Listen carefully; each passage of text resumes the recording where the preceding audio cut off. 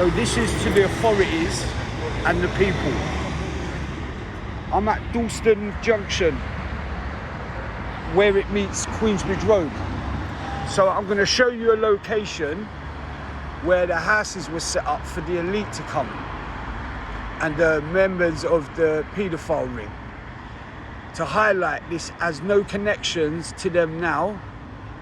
And like I said, the house lay dormant for over 30 years before the authorities found it in about 2013. Now I'm going to lay down two facts before I go ham about talking about the house and disclosing a lot about this house.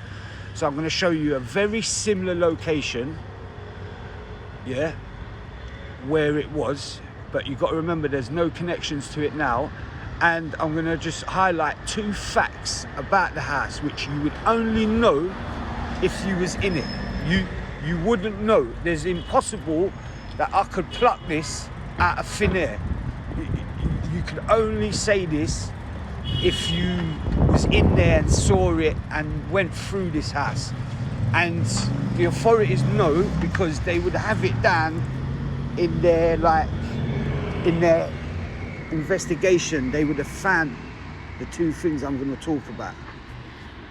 And remember, this is Dalston Junction, where it meets Queensbridge Road and Graham Road. That's Graham Road, is over there. So we're coming down Graham Road. There's the Red Cross building, British Red Cross. This is on Graham Road. So I'm going to show you a very, very similar location and explain how it was set up.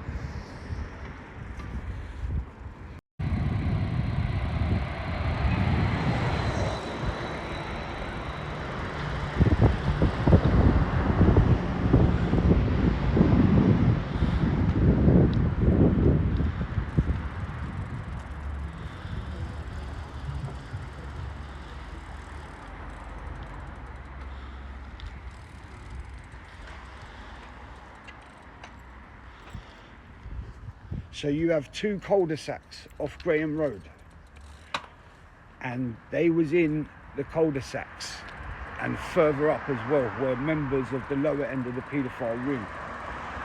So you must remember there's no ties to this paedophile ring now. They're no longer here. I'm talking about the 80s. But why I want to explain about these cul-de-sacs, this is where the elite used to come. This is where, when the paedophile rings across North and East London used to sell the kids, once they finished with them, they'll sell them one. They had like a couple of people that knew all the paedophile rings that had the connection to selling the kids on for large sums of money, and they ended up in these houses. Now, you would only know what I'm going to say if you was in this house. When they found the house, this is to the authorities, when you found the house, you would have found a dog in the house deceased.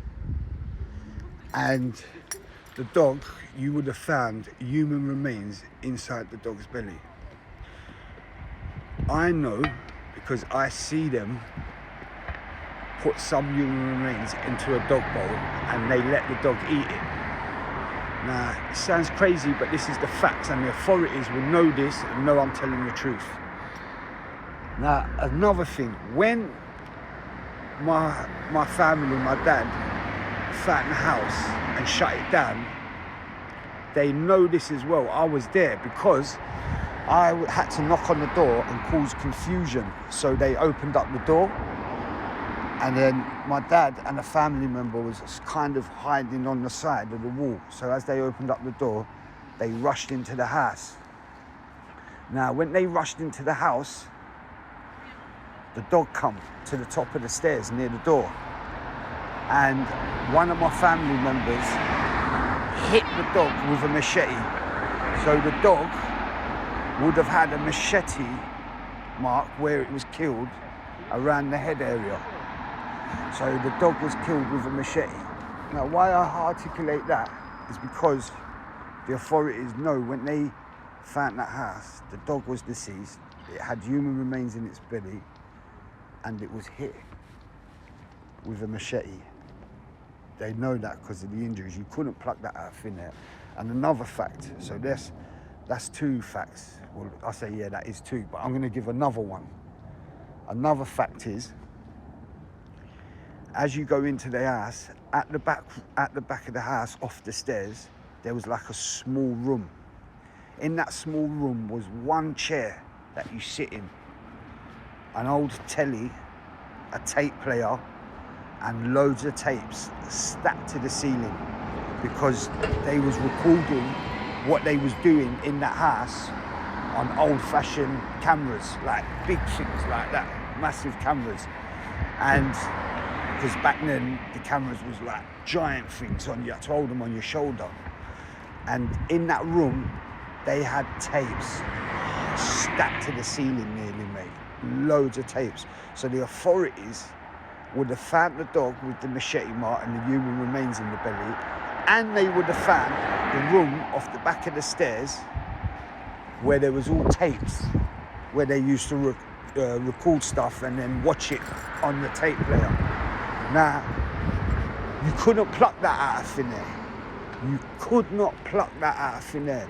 So this is the kind of location that the elite used to come, and this is where, like Sydney Crook and all them paedophile rings, when they got kids and they abused them, when they was finished with them, if there was an order put in, they would pass them on to this guy called Tom and Joe, and they was well known by the paedophile ring.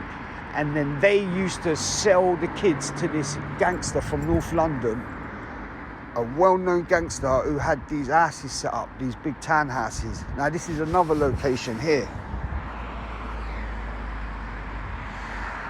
This is where lower end of the paedophile ring, some of them, they had a house down there on the left, and they had a house round on the right there where they used to live, lower ends of the paedophile ring. Now Tom and Joe, they used to meet this woman sometimes, and this woman was very high up. I remember them meeting her once in the car, and I was in the back, and she went, you know what people I know from Oxford University, powerful people, they've got good money. That's basically what she was saying to him. And then he was giving her a note, she was giving him a note explaining what they wanted, the order in the house. Now, I remember it clearly because she looked at me, put her head through the window and went, "Is this one for sale?" And Tom, the guy that abused me, turned around and said, no, he's not for sale, he's mine. That's how he said it, exactly like that. And the woman, I remember her saying, they've had enough of young black boys, can they get a white boy? And that's how I remember it, because she was referring to me, and it kind of terrified me.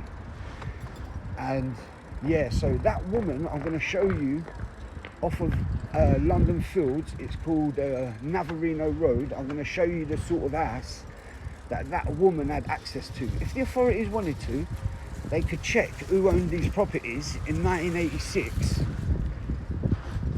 and it will come up who owned these properties, and you could clearly identify the woman who used to arrange for people to come from Oxford University, the people from Ministry of Defence, the Harab, from the Saudi Arabian Embassy, and various locations and institutions across the country. So here we are on Navarino Road, and these are the sorts of houses that she was in. I can't show the exact house.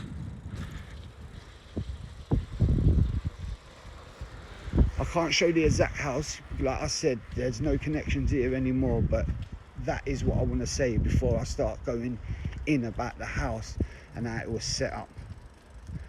You cannot say I was not there.